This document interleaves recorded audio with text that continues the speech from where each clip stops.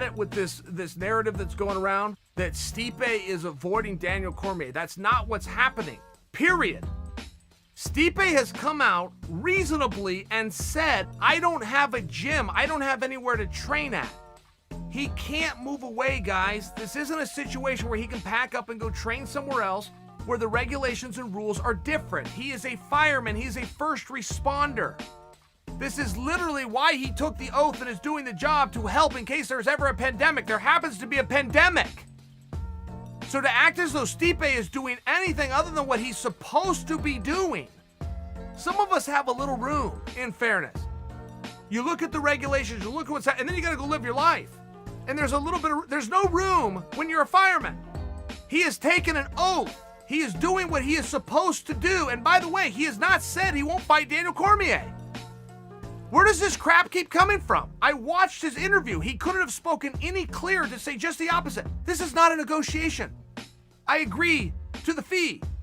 I agree to the unified rules. I agree to the weight class, and I agree to the opponent. I have never put my name pen to paper on a contract that also includes a date, because I can't.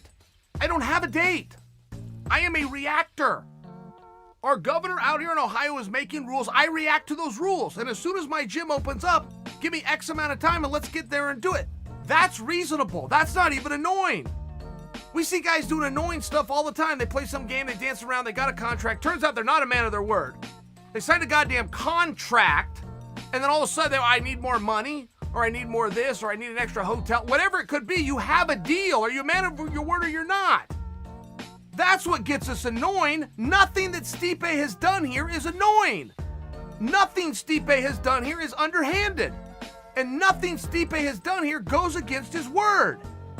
He got a phone call, a non-engaging phone call that suggested a date of August.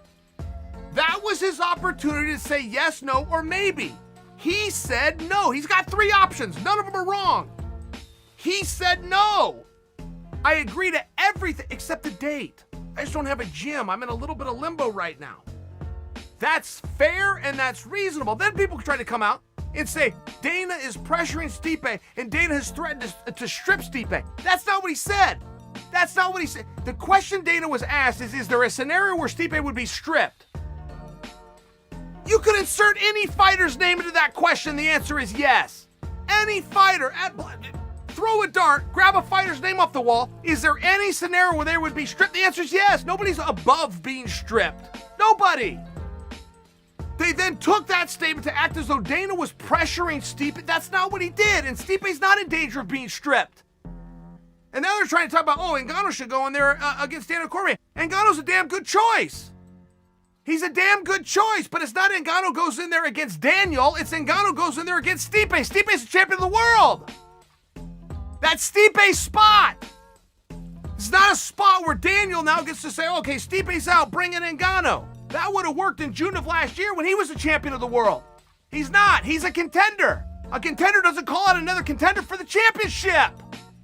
The champion calls out someone for the championship.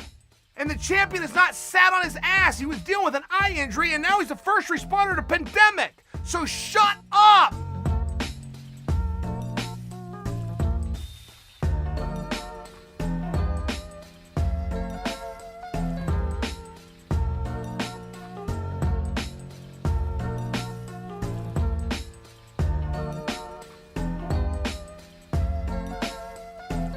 Do you want to see him go away, or do you want him in the mix?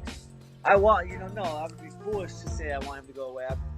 I want to fight him. If I want to fight him, I want to fight him in Ireland. I want to fight. I know it's not going to happen in Ireland, but that's my dream, is to go over there and just be in that sort of chaos. Like that's what wakes me up every day. So yeah, I'm going out there. I'm gonna stand. I'm gonna knock him out. I see him punch an old man. Do I want to punch him for that? Yeah, I want to that dude up for like that.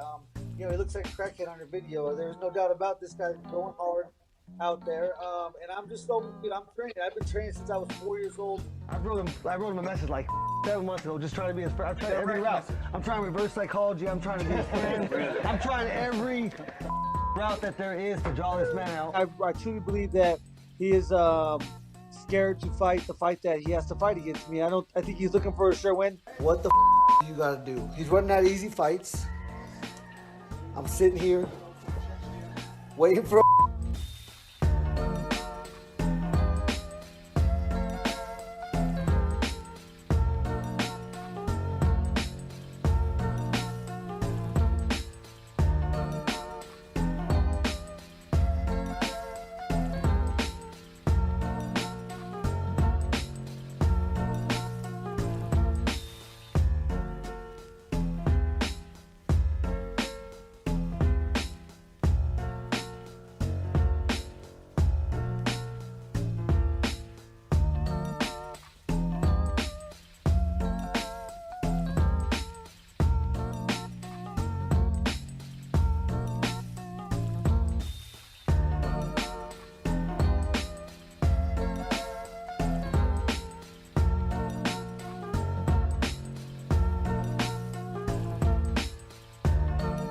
What went from a really entertaining main event to, sometimes hard to watch towards the end. What is your take on this Glover Teixeira victory over Anthony Smith? Yeah, well, first of all, Teixeira looked great. He's in the best shape I've seen him in a long time. Smith, tough, durable, like we know he is. I thought the corner wouldn't let him come out for the 5th round. He was spitting his teeth out. He was, every time I'm no doctor, but I would bet anything he's got a broken orbital. Every time he got hit, he would react to it and turn away. And, I thought his corner wouldn't let him go out for the 5th. Yeah, he stayed true to his nickname, Lionheart. I mean, he wasn't going to take himself out of there. He obviously needed somebody else to step in, and that was eventually the referee. Glover Teixeira, though, you mentioned it, looked great. I mean, it seems like he has a resurgence. This is his 4th win in a row, and he continues to grow even at 40 years old. He's one of those guys. He's like Shogun. Every time you think he's done, he actually comes back and wins the fight and looks good doing it. So he had a really good night tonight. Right when the fight started, I said, wow, Teixeira looks good. He looks in the best shape I've seen him in a while. Had abs tonight, looked lean, and obviously had the cardio to go 5 rounds. Yeah, he was certainly prepared for that. That will be interesting to see what happens next with him, because he is ranked number 8, but he just took out number 4. So I know he wants another shot at that belt. I'm not going to make you matchmake tonight. But let's talk about the co-main event. Ben Rothwell defeated OSP. OSP made his debut at heavyweight. How did you feel he looked, and did you agree with the decision? Yeah, listen, that was a close fight. If OSP would have turned it on a little sooner, he could have won that fight. He could have finished Rothwell. But it was a tough fight, too close to call for me to say, that fight could have gone either way, and it would have been tough to argue. But both guys looked good. They came out. It was a good fight, action-packed fight. I thought Rothwell was really busy, kept coming forward. He also was in great shape. To go the distance, and good fight. Would you like to see OSP remain at heavyweight or move back down to 205? That's up to him, I thought he looked big and strong at that weight. When he went in against an old school tough veteran who looked good tonight. And, Big Ben's a heavy puncher and heavy kicks. Yeah. OSP seemed to take his shots pretty well. There were a couple times he has that style where he runs away, and but he did that at 205 too. That's just sort of his thing.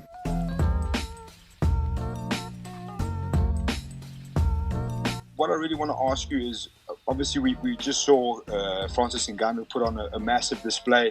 Obviously, being an African brother, that's who we're really watching back from South Africa.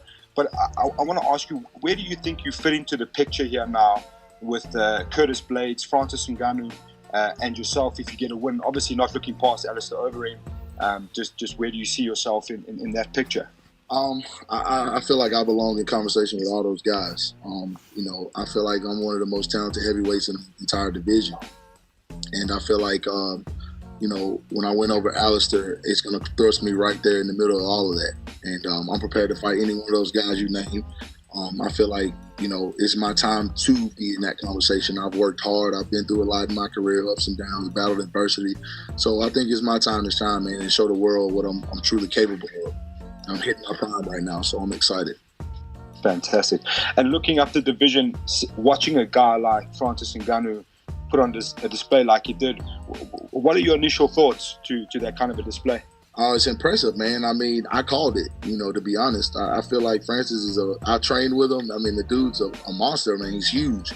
And, he's got a lot to prove himself. I mean, he was off for 19 months, so I kind of saw him coming into that fight very aggressive and looking to finish fast and prove a point. And he did exactly that, man. So big ups to Francis, man. I'm cool with his whole team. So, that's just, it was awesome to watch, honestly. Awesome. Looking at Alistair Overeem and the style of fight he's been adopting lately, as he's gotten on his career, when fans watch heavyweights, obviously they want to see the big knockouts, and that doesn't always come. Do you feel pressure to really hunt for that knockout, to really say, okay, I'm here in this division and I'm the next title contender? No, not really hunt for it. I've learned throughout my career that hunting for it never comes. You kind of got to let it come to you. And I feel like I'm a guy that reads and reacts very well in the fight, and that's where my knockouts come from. So, I'm just going to go in there and be me and do me and let the knockout appear. When I see it, I'm going to take it for sure. I'm going to try to finish the fight. That's what I do. But I'm definitely not – I don't feel any pressure or, anything. I just need to go in there and get this done, and make it look good, which I plan on doing. If you are a fighter or someone who wants to start training in MMA, listen up. My name is Phil DeRue. I am the head performance coach of American Top Team. I train some of the elite MMA athletes in the world, such as Dustin Poirier, King Mo the Wall, Frankie Edgar, Junior Dos Santos, Edson Barbosa, and Joanna Jędrzejczyk. Going to MMA gyms or hiring a personal trainer can get extremely expensive over time. So if you want to get in shape and train using the exact program of the top MMA fighters for an affordable one-time price, check out Fight Ready in the description below. Use code MMA Central to get 20% off your final purchase. I hope to see you on the inside.